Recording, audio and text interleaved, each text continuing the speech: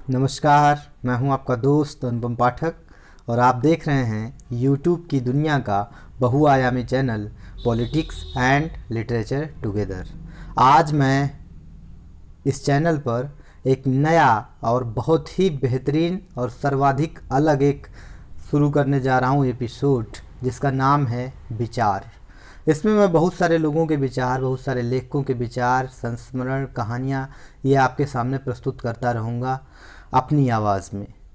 और ये अलग अलग लोगों के भी हो सकते हैं, कई बार मेरे भी निजी विचार हो सकते हैं। मैं लेखकों का नाम भी आपको बताता रहूँगा। फिलहाल आज आपके सामने मैं लेकर प्रस्तुत हूँ दिव्या विजय का एक संस्मरण, एक लेख, दुर्लभ एकांत।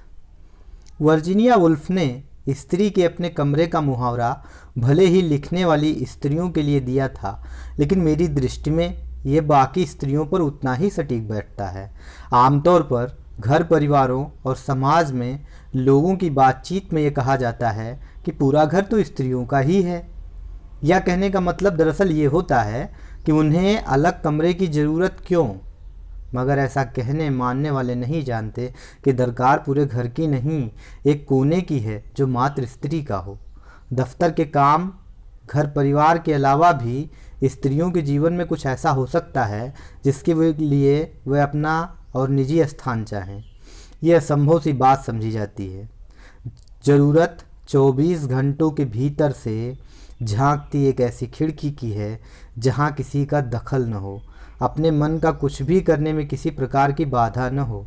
4 दीवारें खड़ी कर उनके नाम का एक कमरा बना भी दिया जाए, मगर उनका निज समय अब भी उनके दायरे से बाहर है।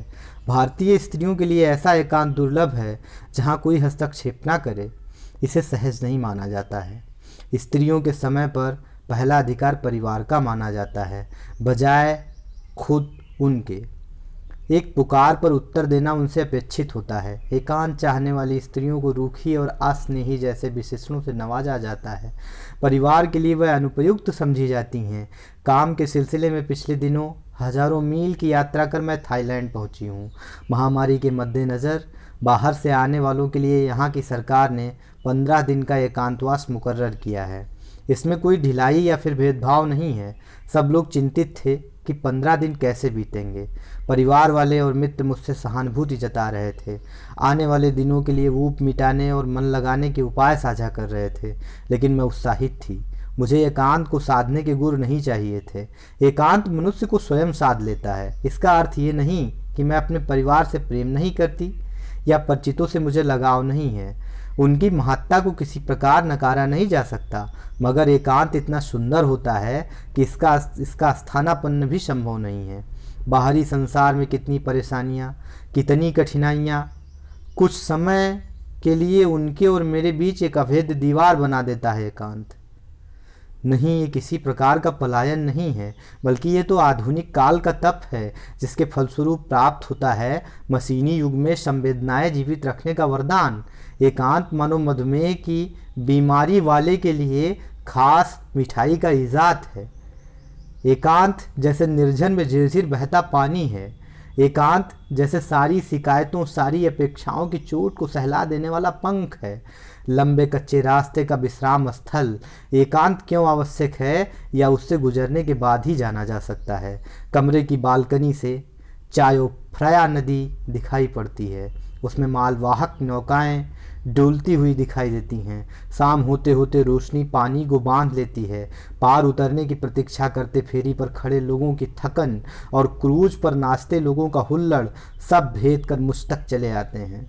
सूर्योदय के समय आकाश कौन से रंग से भर जाएगा, सूर्यास्त के समय कौन से रंग नदी के पानी में अपनी छाया बिखेरने वाले हैं, यह जानकर सुख मालूम होता है।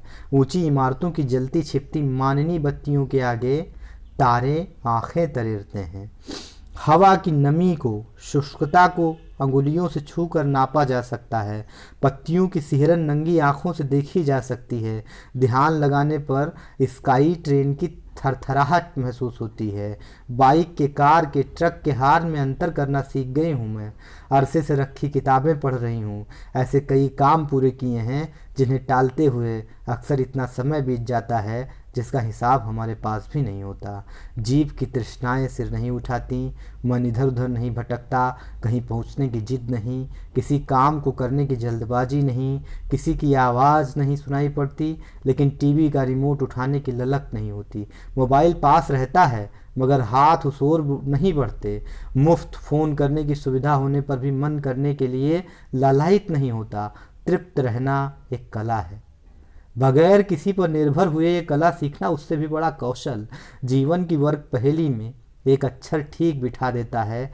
एकांत जिससे गुजर करके लौटा जा सकता है प्रसन्नता से लैस होकर, या ऐसा गवाक्ष खोल देता है जिससे स्वयं के भीतर झांकना सरल हो जाता है। निश्चित तौर पर यह एकांत मेरा अपना चुना हुआ नहीं था, लेकिन चाहती हूँ कि ऐसा समय आए जब हर स्त्री के पास इस एकांत को चुन सकने की सुविधा हो, संसार को त्याग कर संसार में लौट आने का अधिकार प्राप्त हो। हालांकि दिव्या विजय इसमें स्त्री जोड़ती हैं। मैं तो कहता हूँ कि हर व्यक्ति के पास इस तरह का एकांत होना चाहिए जहाँ वो केवल अकेला हो, और तब वो निश्चित तौर पर संसार को त्याग कर संसार में लौटने का अधिकार प्राप्त कर सकेगा। हम आपको फिर मिलते रहेंगे इसी तरह के विचारों के साथ। तब तक देखते रहिए पॉलिटिक्स एंड लिटरेचर टुगेदर। जय हिंद।